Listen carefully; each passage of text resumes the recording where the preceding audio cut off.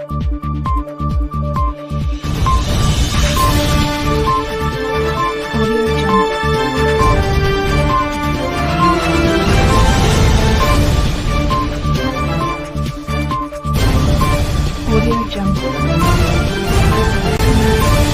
लिए बहुत महत्वपूर्ण अवसर, आजादी के 75 साल के बाद एक अमृत काल हमारा इस देश का चल रहा है। प्रधानमंत्री श्री नरेंद्र मोदी जी कहते हैं ये अमृत काल का चुनाव एक ऐसे समय का चुनाव है जब आप देश को एक दिशा देने जा रहे हो।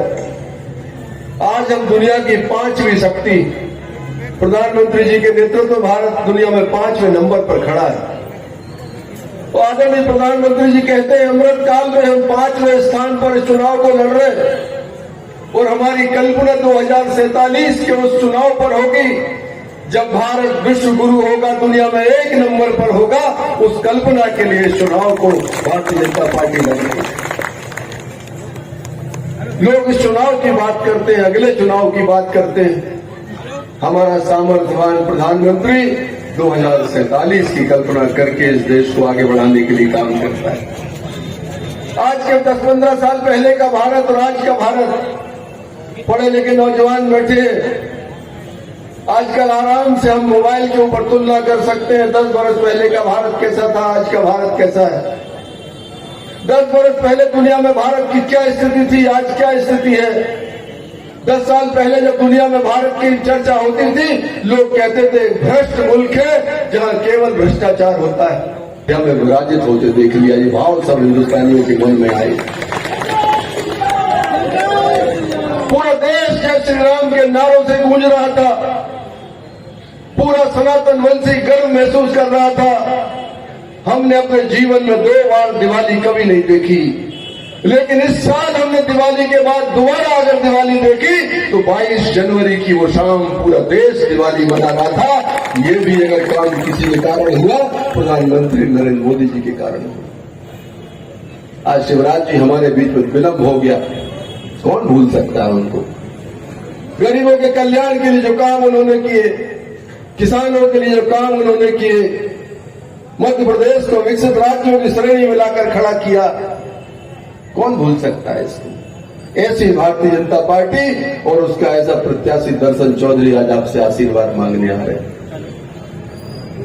आपने 4थी बार मध्य प्रदेश में सरकार बनाई, आपने ठाकुरदास भैया को यहां पर विधायक चुना। प्रदेश में मोहन यादव जी के नेतृत्व में फिर एक बार सरकार बनी। आप भारतीय जनता पार्टी का लक्ष्य देखिए, भारतीय जनता पार्टी की नीति देखिए, भारतीय जनता पार्टी की नीयत देखिए। कभी आप कल्पना नहीं कर सकते कांग्रेस में कि रेलवे में काम करने वाले कर्मचारी का बेटा 4 बार से आपकी सेवा कर रहा है इस विधानसभा क्षेत्र में। गुजरात में चाय बेचने वाले का बेटा देश में मुल्क का हमारा प्रधानमंत्री आदरणीय नरेंद्र मोदी जी। और प्रदेश का नेतृत्व किसे दिया? जिनके पिता इंदौर में एक मिल में मजदूरी करते थे, एक मिल मजदूर के बेटे को मध्य प्रदेश में मोहन यादव के रूप में मुख्यमंत्री बनाने का अगर काम किसी ने किया, भारतीय जनता पार्टी ने किया। तो शिवराज जी का तो बच्चा बच्चा जानता है। जैत में पैदा हुए साधारण परिवार से निकलकर मध्य प्रदेश में वर्षों बरस जिनने सेवा की, ये केवल भाजपा में होता है। अब फिर भारतीय जनता पार्टी ने चानौन में एक सामान्य किसान परिवार के बेटे को निकाला, जिसने तय किया है कि मुल्क की सेवा करेंगे। शादी नहीं कराई, परिवार नहीं बसाया, किसानों के संघर्ष में जिसने अपने जीवन की शुरुआत की। आपका आशीर्वाद 26 तारीख को मिलेगा। एक किसान का बेटा उस सर्वोच्च सदन में बैठेगा दिल्ली के अंदर और आपकी नुमाइंदगी करेगा। यह अवसर भी अगर किसी ने दिया तो भारतीय जनता पार्टी ने दिया। इसलिए मैं लंबी बात न करते हुए प्रार्थना करने आया हूं। वो प्रार्थना इसलिए भी मेरा अधिकार भी बनता। आपके बीच में 15 साल मैंने आपका नमक खाया। ऐसे कितने परिवार जिनके घरों में भोजन किया, किसी के यहाँ नाश्ता किया, किसी के यहाँ रात्रि का भोजन किया, कहीं विश्राम किया।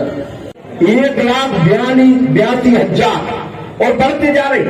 जैसे हम सभाओं में जाते गांव गांव अपनी बैठकें हो रही, अभी स्थापना दिवस अपन ने मनाया। हर गांव में न्यू ज्वाइनिंग कहीं अपलोड नहीं हो पाई। आप कल्पना नहीं करो, पूरे देश में बाढ़ चल रही भैया। और मैं उन समस्त कार्यकर्ताओं का जिन्होंने भारतीय जनता पार्टी की सदस्यता ग्रहण करी है, हृदय से अभिनंदन करता हूं, स्वागत करता हूं, वंदन करता हूं। और इस मंच से इस विषय को जरूर रखता हूं कि आप जिस भाव के कारण यहां पर आए, आदरणीय मोदी जी, भारतीय जनता पार्टी और हमारे विचार से प्रभावित होकर हम आपके सम्मान और आपके स्वाभिमान में किसी भी प्रकार की चोट नहीं होने देंगे। और जितने लेकिन लाइन संगठन की एक बात जरूर, संगठन की लाइन पहले हम संघ में पढ़ते थे कि उदाहरण स्वयं सेवक है, हमारे संगठन तो ऐसी लाइन सिखा देता है जो भैया पहले कहते थे कि घोड़े में कोई भी चाल निकाल दे, बैल में कोई भी चाल निकाल दे, लेकिन संगठन तो ऐसे होते जो गोदा में भी चाल निकाल दे भैया हम गांव के लोग। तो इस भाव के साथ संगठन को ऊपर करके यहां पर हमारे महादेव भैया और पूरी टीम बैठी, उस भाव के साथ आप 100% चलते रहो।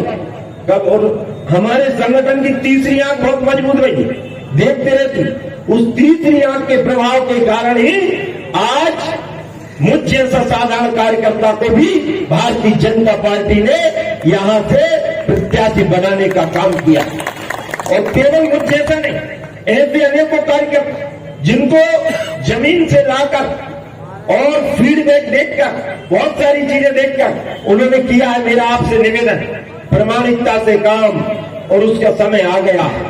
आने वाली 26 तारीख हम सब वोटिंग करने और करवाने वाले हैं। पिपरिया मूल मातृभूमि है, जन्मभूमि। वैसे तो मैं जहां की विधानसभा में जाता हूं, पिपरिया में कई गांव में तुम्हें घुसे ही नहीं हो, कई लोगों से तो मैंने बात हो ही नहीं पाई, इतना प्रेशर है, बात नहीं हो पाई। लगातार काम करने की इच्छा मेरी बनी रहती। 17 से 18 घंटे से कम तो मैं काम कर ही नहीं रहा, वैसे ज्यादा कर रहा हूं, ये आपको कम बता रहा हूं। कल रात में भी मैं लगभग 2 बजे यहीं से निकला था, होशंगाबाद गया, होशंगाबाद का आज कार्यक्रम किया, उसके बाद बरेली का कार्यक्रम किए, 4, 5, 6 कार्यक्रम वहां के किए। तुम भी यहाँ पर बैठे, मेरे कुछ पढ़ाई बालक भी यहाँ होंगे, क्योंकि लगातार मैंने अनेकों विधाओं में काम किया। मैं आप सबके सामने आज याचना करना चाह रहा हूँ, और याचना अपने लिए नहीं, क्योंकि मर जाऊं मांगू नहीं, और अपने तन के काज और परमार्थ के काज में मोहे न आवे लाज। और परमार्थ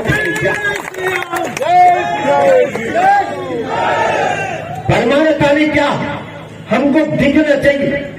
टीटीसी बैटल ऑफ फोर्सेस एक विचारधारा का युद्ध चल रहा है। एक कैसा विचारधारा का युद्ध? एक तरफ वो ताकतें जो सनातन के विरोध में खड़ी है, वो ताकतें जिन्होंने राम पर प्रश्न चिन्ह लगाया, वो ताकतें जिन्होंने सेतु बंद के समय क्या घटनाक्रम किए थे हम याद कर रहे हैं, वो ताकतें जिन्होंने पढ़े लिखे हैं, मोबाइल खोल के देख रहे, अब तो नेट में सब कुछ दिखाई देता है। नास्ट्रेडमस जो विदेशी भविष्य देखता हुआ है, उसकी घोषणा और उसका भविष्य लेकर देख लो। उसने कहा है कि एक ऐसा देश होगा 21वीं सदी में जो 3 तरफ से समुद्र से घिरा रहेगा, एक तरफ से पहाड़ से घिरा रहेगा, वो चल के आगे चल के विश्व का नेतृत्व करेगा। मैं धन्यवाद देना चाहता हूं उसकी भविष्यवाणी को, और मैं धन्यवाद देना चाहता हूं हम सबके युवाओं के प्रेरणा स्रोत स्वामी विवेकानंद के कथन को, जिसमें समानता पाई जा रही। मैं नहीं कह रहा, स्वामी विवेकानंद कह के गए कि 18वीं और 19वीं सदी ब्रिटेन और इंग्लैंड की थी, 20वीं सदी अमेरिका की है, लेकिन 21वीं सदी भारत की सदी होगी। एक संत के रूप में नास्ट्रेडमस ने कहा है, एक बाणी वाला संत जो रहेगा वो पूरे विश्व का नेतृत्व करेगा। और आज हम देख रहे हैं इस विचारधारा की लड़ाई में क्या हुआ, कच्ची धीमी बह रही पानी में भी, और इतनी मत करियो, ऊपर वाले ने प्रसन्न है, चिंता मत करियो। एक जमाना वो था RB शिष्टाचार में कोई परिवर्तन नहीं। मैं बता रहा हूं, मैंने बहुत अध्ययन किया भैया, मैंने एग्रीकल्चर इकोनॉमिक्स भी पढ़ी, 5 विषय पीजी उसमें एग्रीकल्चर इकोनॉमिक्स लिया था और उसके बाद ही मैंने संघर्ष का रास्ता चुना। इसलिए मैं बता रहा हूं कि वैसे ही नहीं उतरा देता, सब कुछ देख के उतरा हूं। और मुझे लग गया कि जब हमारे जिले के अध्यक्ष माधव जी, हमारे लोकप्रिय विधायक ठाकुरदास राघवंशी जी, मंच पर विराजमान सभी वरिष्ठ नेता, साथी, पदाधिकारीगण और पिपरिया के मेरे प्रिय बहनों और भाइयों, कोशिश तो मैंने बहुत करी, लेकिन 9:30 चावल पानी में बच चुके हैं और अब 10 बजे के पहले पिपरिया पहुंचना मेरा संभव नहीं है। मैं आपसे माफी चाहता हूं। आंधी तूफान रास्ते में भी आया, चावल पानी में भी 2-2 बार पानी गिरा, माइक टेंट सब उड़ गए। इसके बाद भी आज यह सभा रात में संपन्न हुई है। पिपरिया में भी सभा हो रही है, लेकिन मेरा चुनाव पिपरिया के बिना कभी नहीं होता, न लोकसभा का न विधानसभा का।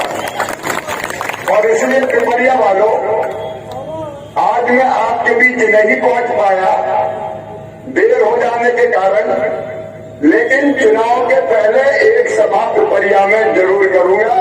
वो आधार करेंगे और जोर शोर से करेंगे, तब मैं आपसे विस्तार से बात करूंगा। आज तो केवल इतने ही कि दर्शन सिंह चौधरी के रूप में जुझारू कार्यकर्ता, जिसकी जिंदगी ही जनता की सेवाएं भारतीय जनता पार्टी ने दिया है, और नर्मदापुरम और मुसैयाबाद पिपरिया का अपना एक नया रिकॉर्ड है। नरेंद्र मोदी जी को तीसरी बार भारत का प्रधानमंत्री बनाने के लिए सबसे ज्यादा वोटों से जिन क्षेत्रों में जीते, उनमें से एक होना चाहिए नर्मदापुरम, होशंगाबाद, और उसमें भी पिपरिया विधानसभा नंबर 1 रहनी चाहिए। आप जानते हैं मैं आपसे कितना प्यार करता हूं। आपने जो कहा, पानी की योजनाओं का विस्तार भी नहीं बोल रहा।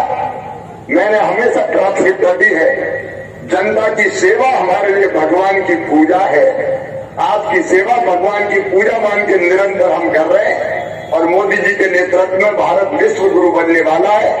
और दर्शन सिंह चौधरी और हमारे उम्मीदवार दर्शन चौधरी जी को रिकॉर्ड वोटों से जिता के प्रधानमंत्री नरेंद्र मोदी जी को बनाने में अपना योगदान प्रदान करें। मेरे साथ आप सब बोलो, सब तैयार हैं? तैयार हैं। अरे तुम भी तैयार हैं, हम भी तैयार हैं। तो आओ, दोनों हाथ ऊपर उठाओ, दोनों मुट्ठी बांधो। दिनकर जी भी गए, सब मिलकर मोदी जी की राम करना। आज मुख्यमंत्री जी रास्ते में ही है, पूर्व मुख्यमंत्री जी, और इसलिए आगे उन्होंने दे दिया आश्वासन। एक बार खड़े होकर नारा लगा दें, अरे मोदी जी की राम राम, राम राम 2 बार जोर से बोलना भैया, हाथ खड़े करके, मोदी जी की राम राम, मोदी जी की राम राम, भैया बोले राम राम, बेरा बोले राम राम, युवा बोले राम राम, पिपरिया वाले राम राम, और मोदी जी को राम राम, मोदी जी को राम राम, मेरे भारत माता की। सबसे सक्षम नेतृत्व और संसद की गौरवशाली नेता आदरणीय नरेंद्र भाई मोदी जी हमारी इस जन्मभूमि पर पधार रहे हैं। पूरी पिपरिया सहित पूरे लोकसभा और पूरे मध्य प्रदेश में खुशी की लहर है। आज मैं बहुत सारे क्षेत्रों से आ रहा हूँ। हर व्यक्ति के मन में उनको देखने की लालसा, उनके दर्शन करने की लालसा, और वो चूंकि मोदी जी जो है आज विश्व का आइकॉन है और हम सबके लिए गौरव की बात है। और आप देख रहे हैं कि इतना जोश जुनून युवाओं में, महिलाओं में, बुजुर्गों में, हर व्यक्ति में, और पिपरिया के लिए ये दिन ऐतिहासिक और क्रांतिकारी होगा कि जिस दिन हमारे यशस्वी प्रधानमंत्री यहाँ आकर हम सबको आशीर्वाद दें। देश के प्रधानमंत्री जब दिल्ली पहुंचे थे तब आपसे कहा था कि मेरा राम राम जनता के द्वारा मंच से बोलना। अब राम राम खुद जनता से बोलेंगे देश के प्रधानमंत्री नरेंद्र मोदी। निश्चित तौर पर और राम राम बोल के ये संदेश भी जा रहा है। अब ये राम